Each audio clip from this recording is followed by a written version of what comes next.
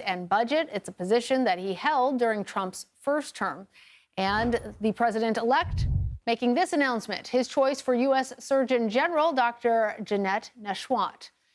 For more, let's go now to CBS News reporter Jake Rosen. Jake, the nominations, this election's coming fast and furious now.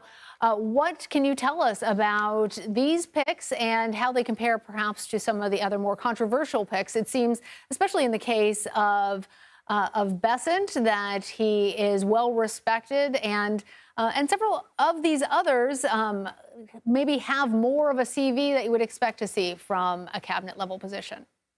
Right. And I think the one that really stands out in addition to Scott Bessent is Lori Chavez-DeRemer, who the union head of the Teamsters Union, one of the biggest unions in the country and the biggest in North America, said that they were supporting her and that was a great pick by the president-elect, and that she would work to preserve and expand union jobs in America and protect unions. And now that coming into maybe this election cycle, unions affiliating themselves with Donald Trump maybe wasn't on your bingo card, but it's something that Donald Trump and his campaign over the last 2 years really made a big point of. And that's about a year ago. Oh, sorry, Jake, that's a huge endorsement for Dreamer to have, but she was a one-time congresswoman from Oregon. She's a small business owner and doesn't have a lot of other experience necessarily. How was she able to secure that endorsement from the head of labor? Well, we know that she met with Donald Trump yesterday, according to our CBS News reporting. That interview must have gone well because, again, a quick turnaround time. But I think you have to remember that Donald Trump has really been pushing in virtue signals really a lot on the campaign trail in terms of his economic policies, but also just hoping to get, you'll remember Sean O'Brien, that union head, went on the stage at the Republican National Convention and spoke about republicanism and unions and how they need to move forward and work together. It's something that Kamala Harris in her campaign faced an issue of, is losing basically anyone but executives for union support. The Trump campaign touted internal endorsements from a lot of these unions. So again, just to get that support from a union group this fast, right after this big slate of announcements, is certainly something big. Now, I'll touch on Russ Vought for a second. He wrote a chapter in the Project 2025 book, that very controversial book that Democrats really made a big point of attacking down the stretch. He is someone who believes that executive power in the U.S. government should be expanded, and that Donald Trump does not need a judiciary or a legislative branch to do a lot of the things that Donald Trump wants to do. Some of that is clawing back unspent money. Some of it is expanding presidential military power, things like that. Putting him in a position like the Office of Management and Budget is certainly a way to get things done in kind of along the lines of a Project 2025 playbook, which is expanding executive authority and giving Donald Trump the right to do what he wants in terms of reforming the government. And we're also seeing Dr. Jeanette Nashwat is official in this statement from the president-elect. He calls her a fierce advocate and strong communicator for preventative medicine and public health.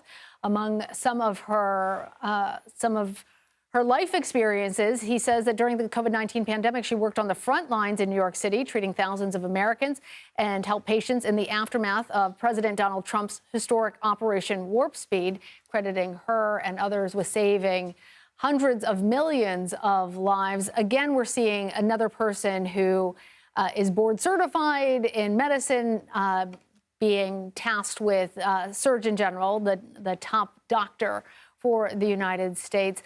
When we're looking at the nominations that we're seeing now versus the nominations that we saw before that were perhaps more controversial, what sticks out to you, Jake? Well, I think you kind of have to pair what Robert F. Kennedy, the head of HHS, which oversees a huge budget. It's about 25% of the entire federal budget that Mr. Kennedy would oversee if he gets confirmed, and the statements he's made on vaccine skepticism with what you just read there, Lana, which is really this woman was a big part of saving lives in New York City, which was the epicenter for so many months of what was going on with COVID, but also noting explicitly in that statement Operation Warp Speed, which was the U.S. movement led by Donald Trump while he was still in office to get vaccines in American arms, COVID vaccines in American arms. Those things might not coexist, at least on the surface right now. We'll see how this plays out over the next couple of days and weeks. But Robert F. Kennedy has been critical of the COVID vaccine, saying that it didn't work, saying that it hurt Americans. We have Dr. Oz, who's in the mix to oversee Medicaid and Medicare. That's another aspect of the kind of this doctor apparatus that Donald Trump has tried to assemble. And yes, while he says she's going to make America healthy again, how you pair that, a legitimate doctor who's done legitimate work, especially in the 2020 COVID pandemic, with what Kennedy wants to do is yet to be seen, and we'll have to do some investigating and reporting on that too. Very interesting. And like Dr. Mehmet Oz, Dr. Jeanette Nesheiwat also knows her television audience as well. As our viewers undoubtedly saw from the photo that we have of her, she was a Fox News contributor. She currently is, but obviously when she takes that spot, that'll become something that's past tense. All right, Jake Rosen, thank you so much. We are going to take a quick break. There's more news ahead. You're watching CBS News 24/7.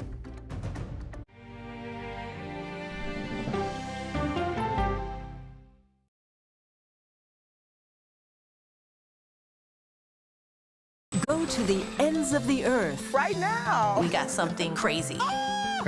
And reach for the stars. Here we are. Yes, it's my comeback. Hey, this is pretty fun. But wait, there's more. Experience thought-provoking, Welcome to the idea of being a human being. innovative, and truly original reporting. Look through a telescope and go, wow. Because there's always something new under the sun on CBS Sunday morning. At this moment, terrorists could be plotting another attack. 9/11 triggered a counter-terrorist system that included a secret database. This person needs a closer look. A growing list of nearly